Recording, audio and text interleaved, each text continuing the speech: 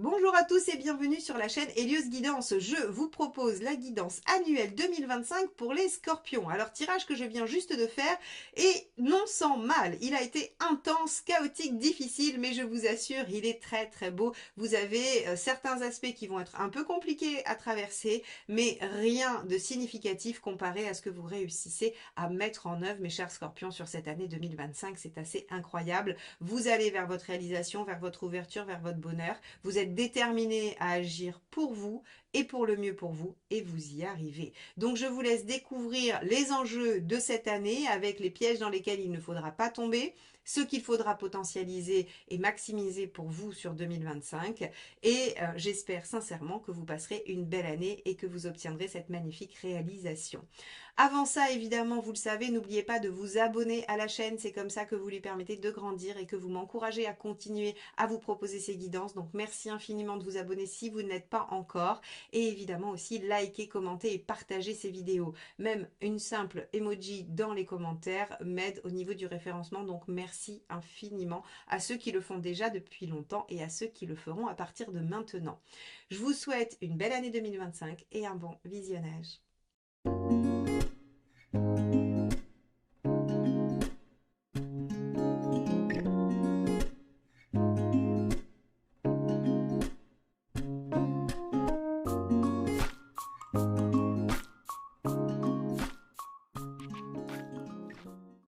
Les scorpions, on va regarder votre roue astrologique donc pour l'année 2025. Alors quand on la regarde comme ça, déjà la première chose qui saute aux yeux, c'est qu'il va y avoir des domaines qui vont être extrêmement favorables, qui vont avancer de façon presque phénoménale avec de grandes gratifications, des domaines importants.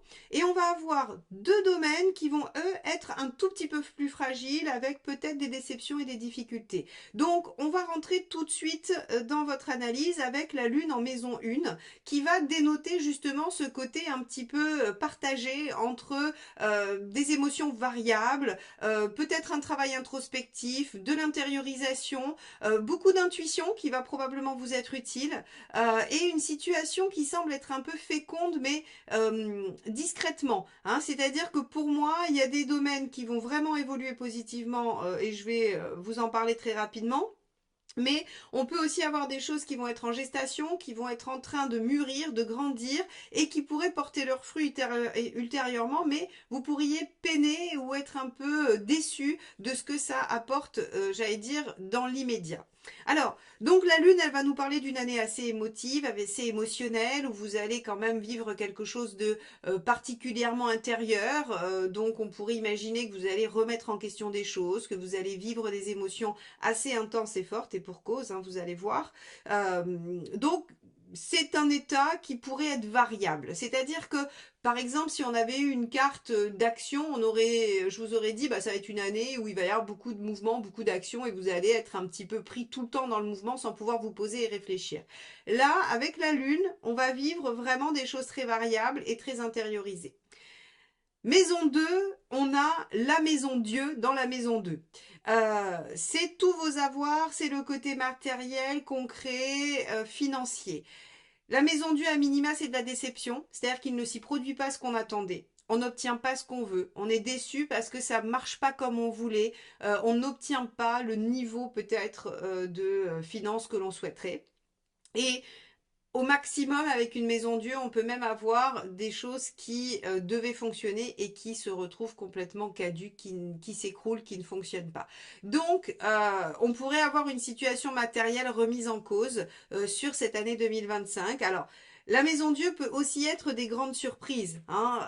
La maison Dieu, c'est un événement qui vous demande de remanier les choses en positif, en négatif, ça maintenant, vous seul le savez et on va aller voir bien évidemment, c'est ensuite les cartes mois par mois qui vont nous aider à voir si vraiment on va avoir une grosse difficulté matérielle ou si au contraire c'est une heureuse surprise. Alors pour ceux qui espèrent gagner au loto, avec la maison Dieu tout est possible, j'ai envie de vous dire, surtout qu'on a une roue de fortune en 10 hein, qui nous dit que voilà, les choses pourraient évoluer favorablement pour vous. Alors, tous les scorpions ne gagneront pas au loto, bien évidemment, hein, ça c'est évident. Mais en tout cas, voilà, on peut avoir soit des grandes déceptions, les choses ne se passent pas comme prévu, mais pour le meilleur comme pour le pire. Voilà ce qu'on pourrait dire en tout cas juste avec cette carte dans ce domaine-là. On ira voir ensuite mois par mois ce qui s'y passe. Donc ça faisait partie d'un des deux domaines qui pourrait être un peu déceptif pour vous sur cette année 2023. 23, pas du tout, 25, cette année 2025. Et vous allez voir, il y en a encore un autre, mais tout le reste est plutôt bien aspecté. Alors, le deuxième domaine qui pourrait être un petit peu difficile pour vous, c'est le côté relationnel, mais relationnel avec les gens que vous côtoyez au quotidien. Ici, il n'est pas question de votre famille proche, il n'est pas question d'un conjoint, il est plutôt question des collègues, des amis que vous côtoyez comme ça, voilà, de loin en loin. Avec l'empereur inversé ici et la tempérance inversée en 11, qui sont deux maisons des rapports sociaux, eh bien, il va y avoir peut-être des désaccords, des déséquilibres, il peut y avoir des conflits, hein, avec tempérance, on peut se fâcher avec quelqu'un et ça peut remettre en cause l'environnement amical. Donc ici, on pourrait perdre des amis, on pourrait se fâcher avec des personnes avec qui on avait des liens proches, hein, voilà, quotidiens. Et c'est vraiment, j'allais dire, le deuxième seul domaine qui pourrait vous déstabiliser un peu. Donc, on va vivre des hauts et des bas, il y a des choses qui se remuent émotionnellement, parce que relationnellement, ben, on est probablement mis un petit peu à l'épreuve sur les relations, et que dans le besoin de stabilité et de maîtrise concrète, eh bien, les angoisses vont peut-être arriver, parce que bah, la situation va demander à être maniée, pour le mieux ou pour le pire, mais en tout cas, ça va générer probablement des difficultés, de la crainte, voire de l'angoisse. C'est les deux seuls domaines sur votre année 2025 qui sont problématiques. Le reste est plutôt pas mal. Donc on se lance dans les bonnes nouvelles. Maintenant qu'on a fait les mauvaises, hein, voilà, on tourne la page et on va passer sur les bonnes. Alors, la maison 4, on a la justice. La justice, ce qu'elle veut dire ici, c'est que vous allez trouver un fonctionnement, une organisation dans votre foyer qui va vous convenir. Vous allez remettre de l'ordre, vous allez être aux commandes, vous allez probablement prendre des décisions aussi par rapport à votre lieu de vie. Vous pourriez vendre ou acheter, vous pourriez aussi prendre des décisions qui vont remanier les choses sur votre lieu de vie, sur votre foyer. Alors, pour moi, ces décisions, elles sont très en lien avec le reste. C'est-à-dire qu'ici, dans la maison 5, qui est votre réalisation personnelle, on a le monde. Donc, en fait, vous allez réaliser quelque chose qui vous tient à cœur. Soit vous allez avoir un enfant, hein, puisque la maison 5 peut parler des enfants, ou bien un de vos enfants va connaître une grande réussite et vous allez en être très fier. Ou alors vous allez créer quelque chose à partir de vous, puisque c'est tout ce qui sort de nous, la maison 5, c'est tout ce qu'on crée à partir de soi. Donc c'est la créativité, c'est par exemple si vous voulez, vous avez toujours eu une passion et vous voulez en faire votre métier, on peut le retrouver dans la maison 5 avec une belle concrétisation en 10 avec la roue. Donc en fait, il y a quelque chose qui vous tient à cœur, que vous voulez faire sortir de vous, une réalisation qui va aboutir. Ça peut aussi être dans les amours, puisque la maison 5 régit nos amours. Eh bien, vous pourriez rencontrer quelqu'un si vous êtes célibataire, vous pourriez aboutir à quelque chose d'épanouissant dans une relation amoureuse. En tout cas, il y a de très très beaux aspects sur cette maison 5. Et moi, j'aime beaucoup cette maison 5 parce que finalement, avec la une, elle nous parle de nous-mêmes et de comment on vit les choses. Et avec le monde en maison 5 pour l'année 2025, vous allez vivre de belles situations, vous allez vivre de belles choses gratifiantes, encourageantes, enthousiasmantes, passionnantes. Et donc ça, c'est vraiment un très très bel aspect. Ça devrait même vous aider à traverser le reste. Parce que, pour tout vous dire, on voit dans le reste de votre roue que même ça, alors ça peut vous soucier, ça peut vous créer des difficultés, que vos disputes avec l'entourage pourraient aussi vous soucier puisqu'on a une lune.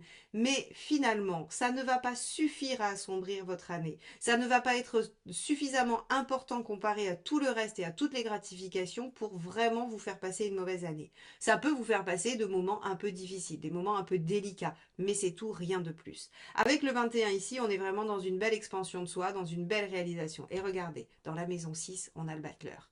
Ça veut dire qu'au quotidien, on démarre quelque chose de nouveau. C'est pour ça que je vous dis, si vous avez envie de démarrer une nouvelle activité, si vous avez envie de vous lancer dans quelque chose de neuf, eh bien faites-le. Vous avez ici un triptyque, la maison 5, la maison 6 et la maison 10 qui vous disent que de toute façon, ce qui part de vous va être un succès.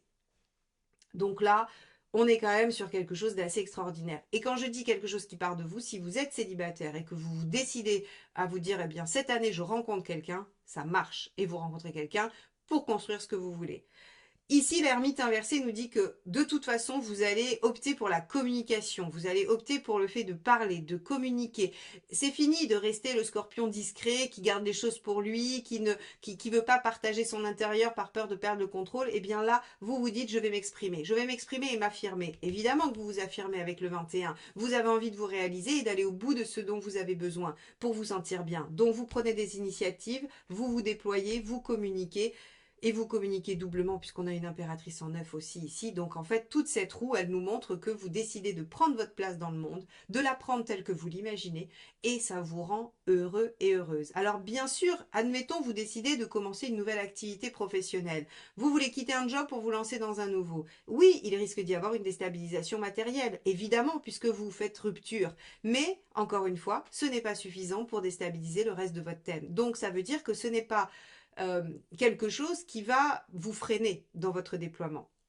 Donc ici, que ce soit dans le domaine amoureux, dans votre déploiement personnel ou dans la prise de votre place dans le monde, tout va dans le bon sens et vous êtes déterminé. Ça, c'est Scorpion aussi, hein, être déterminé à aller au bout, de rien lâcher. Vous êtes déterminé à construire ce que vous avez en tête et ce que vous voulez pour votre bien-être et votre réalisation, votre aboutissement. Ça fonctionne. Donc on a dit, ok, on discute. Donc ça veut dire par exemple si vous avez un souci avec des associés, avec des partenaires, avec des amis, avec votre compagnon ou compagne, eh bien vous allez opter pour la discussion, pour l'échange, pour le dialogue.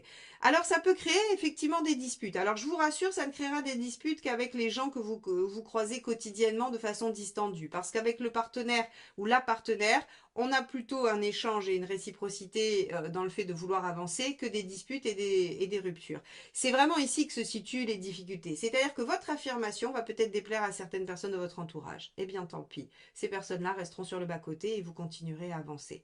Ça peut vous faire de la peine, mais en même temps, on a l'impression que c'est quelque chose, on vous demande d'évoluer et de vous libérer de certains freins de toute façon, donc ça doit faire partie des choses que vous avez besoin de délester pour pouvoir évoluer. Pour moi, pas de difficulté dans la sphère relationnelle. Alors, ça veut dire que si vous êtes en difficulté dans votre vie amoureuse, c'est l'ouverture et la communication qui vous permettra de rétablir la situation. Évidemment, si vous n'optez pas pour ces options-là, que vous résistez à cette spontanéité de vouloir vous ouvrir et vous affirmer, vous pouvez faire perdurer les difficultés et rester dans une lune qui fait que, voilà, on vit les choses intérieurement, mais on n'arrive pas trop bien à les faire sortir. Moi, à mon avis, on y arrive. Voilà. On a dans la maison 8 le mât. Alors, quelle est votre transformation? Quel est votre challenge de l'année? Eh bien, c'est de vous libérer des schémas qui vous entravent, de vous libérer de ce qui vous empêchait d'être heureux ou heureuse et de vous réaliser, évidemment. Donc, le mât vous dit, soyez confiant dans votre expérience, dans ce que vous avez déjà acquis pour aller au-delà de tout ça, pour vous construire vers une nouvelle aventure. Ok, et c'est quoi cette nouvelle aventure? C'est une nouvelle prise de position en société. C'est le fait de communiquer aussi en vous affirmant, mais ça de toute façon c'est vraiment la tendance, l'affirmation de vous-même, de qui vous êtes, de ce que vous pensez, de ce que vous voulez, pour pouvoir évoluer maison 10 hein, et arrêter de vous soumettre aux desiderata de tout le monde. Tempérance inversée, elle arrête de s'oublier à la faveur de la paix et de ce qu'il faut faire ou ce que l'on doit faire. Hein. Le il faut, je dois, c'est mieux que je sois comme ça. Tempérance inversée, elle jette tout ça à la poubelle et elle dit mais en fait je vais faire comme j'ai envie et je vais m'affirmer. Alors vous le faites avec respect, puisque l'impératrice et l'ermite inversé, ils considèrent la personne en face. Ils sont pas du tout dans une affirmation despotique qui va imposer à tout le monde sa façon de voir et qui va dire, bah voilà, qui m'aime me suivent, puis les autres, basta. Non, vous allez vous affirmer en disant, bah voilà qui je suis, voilà ce que j'ai envie de faire. Et ben, si c'est ok pour vous, c'est chouette. Si ça ne l'est pas, on va trouver une autre façon de faire ou alors on va arrêter de faire. Mais vous n'êtes pas dans une posture agressive avec une affirmation, comme je le disais, despotique. Hein. Vous êtes vraiment dans je prends confiance en moi, je m'ouvre, je me réalise et je démarre des choses qui vont forcément amener des changements et m'amener à me lancer sur des choses complètement nouvelles avec le mât. C'est-à-dire qu'on vous dit, ok, il va falloir aller dans cette voie-là et cette voie-là, ben, vous savez pas où elle mène encore tout à fait. Mais avec la roue de fortune, vous savez que de toute façon, c'est une opportunité qu'il faut saisir. Donc sur la sphère professionnelle, pour en revenir à ça, il y a du nouveau, battleur et roue de fortune. Soit on vous propose un nouveau poste, une nouvelle mission, un nouveau projet, soit vous démarrez une nouvelle activité. Quoi qu'il en soit, on a du nouveau. Hein, on a quelque chose qui se relance. Le battleur et la roue, ce sont deux roues de nouveau départ. Donc de toute façon, s'il ne se passe rien de neuf dans votre année 2025 au niveau pro ou social, c'est que vous n'êtes pas Scorpion, tout simplement. Hein, c'est que vous vous êtes trompé de vidéo ou vous vous êtes trompé de date de naissance. Parce que ce sont vraiment deux arcanes qui ne vont que dans ce sens-là. C'est-à-dire qu'elles se complètent même pas, elles disent la même chose. Donc, au niveau du quotidien, on démarre de nouvelles choses. Vous pourriez prendre de nouvelles habitudes aussi, hein, parce que c'est le quotidien aussi du foyer. Vous pourriez prendre de nouvelles habitudes ou vous pouvez démarrer quelque chose de nouveau suite à une opportunité ou à une nouvelle idée. Donc, professionnellement, il y a une prise de pouvoir, on reconnaît aussi vos compétences et ça favorise cette réalisation, cette ouverture et cette prise de confiance en vous. Donc, on a une roue quand même assez positive. Vous voyez que les choses évoluent très favorablement malgré une toute petite déstabilisation sur certaines relations et au niveau pratique matériel. Donc, je vous ai dit sur la 11 que dans vos relations extérieures, vous arrêtez de dire « Ok, je fais comme ça parce que c'est mieux, ça évite les problèmes ». Ça vous arrêtez, vous vous affirmez. Et ce qui vous est demandé en maison 12, eh bien, c'est d'évoluer. C'est-à-dire qu'en fait, en faisant tout ça, vous allez probablement régler un petit bout de karma. Hein. Vous allez probablement avancer sur votre chemin de vie. Vous allez vous déployer. Donc ici, on a une belle visibilité, une belle reconnaissance, une belle évolution personnelle qui va venir déstabiliser certaines de vos relations, mais pas les plus primordiales, j'ai envie de dire. Et on a une petite déstabilisation matérielle qui fait que c'est pas comme on s'attendait. Donc encore une fois, en positif ou en négatif, mais en tout cas, il y a une petite déstabilisation où il va falloir revoir les choses. Ça peut générer certaines angoisses, ça peut venir faire des hauts et des bas, c'est différentes choses, c'est-à-dire une grande satisfaction d'un côté avec parfois des déceptions et de la tristesse sur d'autres, mais globalement, vous avez une année qui vous pousse à évoluer, qui vous permet de régler du karma et d'aller vers votre chemin de vie. Donc c'est une très belle roue. On va aller regarder ce qui se passe mois par mois, mes chers scorpions. Alors, sur ce premier semestre 2025, nous avons pour commencer le hiérophante. Donc, c'est l'équivalent du pape. Vous vous rappelez, vous l'aviez dans la maison 12, on vous demande d'évoluer, on vous demande d'avancer. Et bien, dès le premier semestre, il y aura des choses qui vous feront avancer et évoluer. Donc, on va regarder comment elles vont se matérialiser, ces choses-là. Donc, on a un 8 d'épée en janvier pour commencer, avec tempérance et avec le pendu. Ok, donc on vous met dès le mois de janvier dans une situation qui vient heurter vos convictions, j'allais dire vos blocages, vos croyances limitantes. Donc en fait, dès le mois de janvier, on vous dit, eh bien, comment allez-vous trouver l'équilibre dans cette situation qui semble bloquée? Ok, alors il se peut que vous vous disiez dès le début de l'année, mais qu'est-ce qu'on attend de moi? Il se pourrait que vous ne compreniez pas du tout le message de l'univers sur les événements qui vont vous arriver en janvier. Il pourrait y avoir des ralentissements, des blocages, des choses dont vous êtes convaincu qu'elles sont bonnes pour vous qui n'arrivent pas à aboutir. En fait, ce que veut l'univers à ce moment-là, c'est que vous optiez pour le pendu, en fait. C'est-à-dire que vous preniez un peu de hauteur, un peu de distance, et que peut-être vous cherchiez tout de suite à sortir de ce que je vous disais tout à l'heure, hein, la tempérance qui était inversée dans votre roue, c'est-à-dire de sortir du conventionnel. Donc en fait, vous pourriez rester sur d'anciens schémas qui vous amèneraient à continuer à agir d'une façon ancienne, qui, même si vous, au moment où vous le faites, vous êtes convaincu que c'est la bonne, eh bien n'est pas la bonne pour vous. On va vous demander de changer. Alors qu'est-ce qui se passe en février? Regardez, on a la roue de fortune, donc il y a une opportunité qui se présente, une autre situation que celle que vous vouliez mettre en place et qu'on vous empêche de mettre en place en janvier. Il y a une opportunité qui se présente pour faire quoi? Pour suivre votre cœur et écouter votre intuition. Donc vous allez sentir que cette situation, elle n'est pas là par hasard. Et qu'est-ce que ça va donner? 7 de denier qui vous permet de récolter les fruits de ce que vous avez fait. Donc, vous voyez bien qu'en janvier, on vous dit non, non, fausse route, c'est pas là qu'il faut aller, alors que vous êtes convaincu que c'est la bonne direction. Vous allez vous dire, mais pourquoi on me met autant d'embûches? Pourquoi on m'empêche de concrétiser ça? Eh bien, parce que ce n'est pas la bonne voie et vous allez voir en février quelle est la bonne voie, puisque l'univers va vous la montrer grâce à la roue de fortune et va vous permettre de vous connecter à votre intuition pour savoir qu'il faut saisir cette opportunité. Alors, qu'est-ce qu'on a en mars? En mars, on a notre 3 de coupe. Ok, donc on va regarder la totalité parce que j'ai vu la dernière. On a le 10 de coupe, très bien aussi. Donc il y a plein de choses qui vont très bien. Je pense que là, on a le 21 du 5 hein, qui se réalise. C'est-à-dire que si vous étiez en difficulté relationnelle, vous passez un excellent mois de mars avec la personne euh, qui partage votre vie ou votre associé, ou en tout cas, on a des relations satisfaisantes et enthousiasmantes.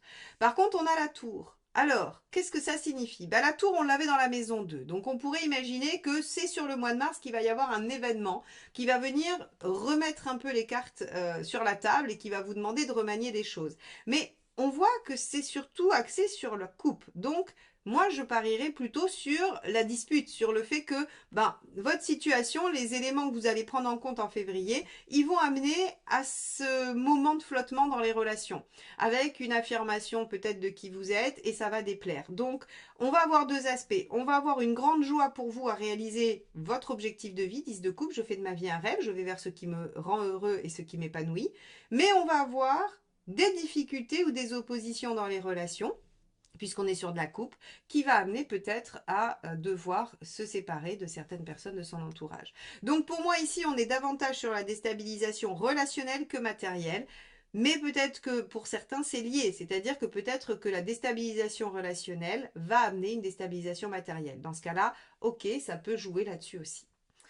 Alors, on va aller voir ce qui se passe sur le mois d'avril. On a le valet d'épée, encore la tour. Attention les scorpions, vous avez un début d'année et un cavalier de coupe. Alors, le valet d'épée, lui, il apprend des choses. Il a des infos. Et j'ai l'impression que ces infos, elles viennent encore une fois rejouer un peu sur, on remet les choses à plat. Mais avec le cavalier de coupe, vous êtes décidé à vous suivre vous-même. Moi, je trouve que ça ressemble à je décide d'une voie, je décide d'une direction, ça plaît pas à tout le monde, et du coup, je suis obligée de laisser des choses sur le bas-côté, des gens en tout cas sur le bas-côté.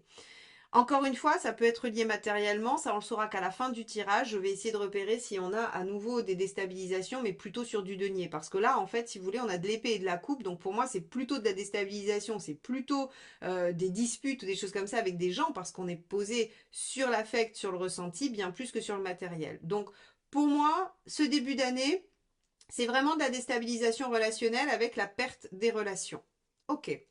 Regardons ce qu'il y a sur le mois de mai. On fera une analyse ensuite complète du semestre. On a le pendu, donc on vous amène encore à patienter et à réfléchir pour démarrer avec le magicien quelque chose ou à redémarrer quelque chose. Et avec le mât, rappelez-vous, vous aviez le mât à vous lancer. Donc, j'ai l'impression que vous mettez, il y a deux étapes, hein. Il y a le mois de mars et le mois d'avril, donc ça se fait en deux temps qui vous permet de vous libérer de certaines choses. Ici, l'opportunité se présente, vous décidez de la suivre, mais ça vous demande de remanier certaines choses au niveau relationnel et ensuite, une fois que c'est fait, vous vous lancez. Parce que le pendu, c'est j'ai pris de la hauteur, je prends de la hauteur, je regarde les choses différemment, je me lance et je me lance doublement avec le mât, hein, puisque le mât accepte de se lancer dans l'aventure sans savoir où il va. Donc, il accepte le challenge, le défi. On va regarder sur le mois de juin, on a le 4 d'épée, vous réfléchissez à la meilleure stratégie, deux fois le 4 d'épée, hein, c'est la même. Donc ici, et on a à nouveau notre 8 d'épée hein, qui était ici, avec le manque de confiance. Donc vous démarrez, vous vous lancez, mais vous commencez déjà à douter un petit peu sur le mois de juin. Vous ne savez pas très bien si c'était une bonne chose, vous réfléchissez. Là, le mental est extrêmement actif, l'intuition aussi, hein, ça serait bien de la convoquer parce que là, vous êtes dans l'épée, que dans l'épée, hein, 4 d'épée, 4 d'épée, 8 d'épée. Vous avez un mental efficace, les scorpions, c'est pas du tout le problème. Vous êtes très fort en stratégie, vous montez les choses comme il faut, vous réfléchissez vite et bien, vous comprenez les différents aspects, les tenants et les aboutissants. Mais n'oubliez pas que vous avez aussi énormément d'intuition. Et ici, cette reine de coupe qui a su que c'était la bonne chose, elle peut aussi vous aider à vous donner la bonne méthode, la bonne direction. Donc moi, j'aurais tendance à vous dire, vous vous lancez au mois de mai, hein, vous vous dites, ok, j'y vais, je me lance. Vous paniquez un peu au mois de juin parce que vous êtes uniquement dans le mental au lieu d'être aussi dans le ressenti, dans l'intuition, qui sont chez vous assez puissants. Donc on a un début d'année, j'ai envie de dire, qui démarre sur les chapeaux de roue. Au début, vous dites, mais pourquoi on bloque? Vous comprenez en février pourquoi. Il y a une part de vous qui s'enthousiasme et qui profite de cette nouvelle opportunité, mais patatras, vous vous rendez compte que vous n'êtes pas du tout suivi ou qu'il y a un aspect dans votre vie qui vient faire blocage. Vous essayez de comprendre, vous remaniez les choses, ce qui vous permet de voir la situation sous un autre angle et de vous lancer définitivement. Et en juin, vous commencez à vous dire, mais est-ce que j'ai bien fait? Est-ce que c'était la bonne option? Alors, allons voir donc ce deuxième semestre. Nous l'abordons avec Némésis, qui est l'équivalent de la tour, la maison Dieu. Donc, on a bien quand même tout un remaniement de votre vie. Cette tour en maison 2, elle vient vraiment finalement vous déstructurer. Alors, encore une fois, pour moi, votre roue astrologique est davantage positive. Donc, je pense qu'on a vraiment des choses qui viennent se remanier pour le mieux pour vous, hein. Mais on va aller regarder ça, évidemment. Allez, donc on a le 9 d'épée, hein. Rappelez-vous, vous étiez un peu inquiet au mois d'août, là, au mois de juin, pardon. Au mois de juillet, on a encore des craintes, on a encore des doutes avec le 9 d'épée, mais on prend sur soi avec la force et on a le roi de coupe, on se dit, allez, on va essayer de profiter de notre mois de juillet. Donc, je ne sais pas si vous serez en vacances au mois de juillet, mais en tout cas, vous allez être dans cette lune, c'est-à-dire cette oscillation, où il y aura des moments où vous allez cogiter, penser, où il y aura des difficultés, vous serez inquiet ou inquiète par rapport à la situation, et d'autres où vous allez reprendre le dessus, vous serez en maîtrise de vous-même, et vous allez réussir à profiter et à être un peu plus léger. Donc on a vraiment sur le mois de juillet, j'ai envie de dire vraiment deux aspects très différents, mais passif, on n'a pas d'action. 9 d'épée, force et roi de coupe, il n'y a pas d'action. Vous ne prenez pas de décision, il n'y a pas d'événement majeur, c'est juste vous qui allez vivre les choses comme ça. Sur le mois d'août, la grande prêtresse. Ok, on va essayer de comprendre, vous allez réfléchir, vous allez essayer de déployer un potentiel avec le page de Pentacle et avec l'arcane 13, vous allez changer quelque chose radicalement. Ok, donc vous vous dites, je démarre quelque chose, je ne suis pas trop bien sûre de la direction que j'ai prise ce moment de réflexion, ce moment de doute va vous permettre finalement de suivre votre intuition, de déployer votre capacité et de changer ce qui a changé. Donc, on a un virage qui est pris sur le mois d'août. Sur le mois de septembre, regardez. Bah, le virage, il vous permet de repartir encore sur quelque chose de nouveau. Ça va être agité, votre année 2025, les scorpions, hein. Il va y avoir du mouvement. Ça va être assez intense. Mais bon, positif, positif, hein. Ce que vous décidez de changer, alors soit vous changez de méthode avec l'arcane 13, soit vous en finissez avec quelque chose. De toute façon, il y a une transformation. Ou c'est vous qui voyez les choses autrement. Mais en tout cas, il y a une transformation. Vous déployez un potentiel qui vous permet de démarrer quelque chose. Démarrer quelque chose parce qu'en fait, vous avez été terriblement vexé. Ça, c'est l'ego du scorpion. On vous a piqué, eh bien, gare à celui qui s'est mis en travers de votre route. Et l'ermite, ok. Vous avez... vous vous souvenez, je vous ai dit, dans la maison 4, il y a une réflexion qui est menée avec des décisions. On avait la justice, hein, vous prenez des décisions. Pour moi, en fait, ici, sur le mois de septembre, vous prenez ces décisions. En tout cas, vous vous remettez en question, vous réfléchissez pour prendre ces décisions, pour démarrer quelque chose de nouveau. Parce qu'il y a eu une blessure, parce qu'il y a eu quelque chose qui a été touché. Alors, encore une fois, hein, je précise pas, ça peut être dans le professionnel, ça peut être dans votre vie personnelle, ça peut être dans vos activités, avec vos partenaires, vos associés, ça peut vraiment se diluer dans tous les domaines. C'est juste que vous allez vivre quelque chose qui va vous faire réagir et vous permettre de redémarrer quelque chose d'autre en lien avec votre expérience. C'est-à-dire, chat échaudé craint l'eau, encore une fois, hein, cette expression, elle est vraiment très juste, encore une fois, ici, parce que, en fait, l'ermite, il regarde et il se dit, attends, ça, on a déjà fait et ça n'a pas marché. Donc, on va faire autrement. Ou alors, ça, on a déjà fait, ça a été très efficace, on va retenter. Donc ici, on voit que sur le mois de septembre, vous redémarrez quelque chose suite à une réflexion. Voyons le mois d'octobre. Waouh, je ne vais pas en avoir plus parce que vous les avez tirés sur tous les jeux. J'ai la tour. Donc, j'ai encore la tour. Elle est ici. Vous l'avez tirée encore avant. Sur le mois d'octobre, on a un remaniement encore une fois. Je sais pas. Vous allez vraiment utiliser Pluton, hein, Pluton et Mars, les scorpions, hein. Roi d'épée et roi de bâton. Donc, encore une fois, comme je l'ai dit, gare à celui qui s'est mis en travers de votre route. Vous voyez, je- Vous avez une année qui est assez intense, hein. Je pense que vous constatez que c'est compliqué pour moi de faire du lien, d'arriver à mettre tout en lien ensemble, parce que en fait, si vous voulez, on a l'impression que vous accélérez, vous freinez, vous changez de direction, vous accélérez, vous freinez, vous changez de direction. Des fois, vous changez de direction en pleine accélération. En fait, il faut imaginer que votre année, elle va se passer un peu comme ça. C'est-à-dire qu'il y a des moments où euh, quand vous freinez, c'est les angoisses et les peurs, les doutes, ou c'est les choses que vous apprenez ou les vexations. Et quand vous reprenez de l'accélération, c'est les moments où vous reprenez confiance en vous et où vous suivez votre intuition. Euh, Là, moi j'ai l'impression que vous remettez vraiment en question vos liens avec les gens autour de vous, comme si votre évolution personnelle faisait que vous n'étiez plus en adéquation avec votre entourage. Et donc ici, j'ai vraiment envie de vous dire, ça c'est une très forte affirmation de vos idées, de vos besoins, de vos envies, de même votre façon de penser. Et on voit avec la tour que ça vient bouleverser les fondements de ce que vous avez construit. Donc effectivement, là, on peut avoir une remise en question professionnelle complète avec un roi d'épée qui veut satisfaire les besoins du roi de bâton et donc qui est prêt à tout balancer. Alors moi j'ai envie de vous dire attention, vous pourriez avoir envie sur 2025 par exemple professionnellement de démissionner sur un coup de tête et de vous dire ça suffit, j'en ai marre, je ne veux plus de ce que je fais, je ne veux plus de cette vie, donc je coupe et on verra bien. Parce que ça ressemble aussi un peu au mât, vous voyez. Et votre entourage pourrait vous dire, mais tu es fou, ne fais pas ça. Et vous pourriez dire que votre entourage ne vous veut pas du bien et donc être dans une démarche qui fait que bah, vous préférez couper avec l'entourage et tout remettre en question. Alors, ici, je ne vais pas avoir je vais pas avoir la possibilité de vous dire c'est bien ou c'est mal. Je ne vais pas pouvoir vous dire il faut le faire ou il ne faut pas le faire parce que ça va vraiment dépendre de chacune de vos situations. En revanche, ce que je peux vous dire, c'est que il va falloir que vous arriviez à conjuguer intellect, capacité profonde d'analyse et intuition. Vous avez une roue très positive, mais attention, on a vu qu'on avait la maison Dieu en deux, en maison 2, donc même si ce que vous mettez en place va être une franche réussite, vous pourriez vous déstabiliser matériellement. C'est le seul risque. Voilà. Après, à vous de voir individuellement dans vos situations respectives si vraiment c'est faisable ou pas, mais je pense qu'en 2025, le fruit de cette réflexion et de cette envie de s'ouvrir et de se réaliser, ça va être des changements quand même assez fondamentaux, hein, puisqu'on a quand même beaucoup de tours. Sur le mois de novembre, qui va être le mois de votre anniversaire, donc votre mois de révolution solaire aussi, mes chers scorpions, on a envie de suivre le valet de coupe. Alors le valet de coupe, regardez, et le mât, hein, donc vous voyez bien quand je vous dis la tour, le mât, tout ça, ça fait un peu, je claque la porte et je réfléchis pas. Et 6 de bâton.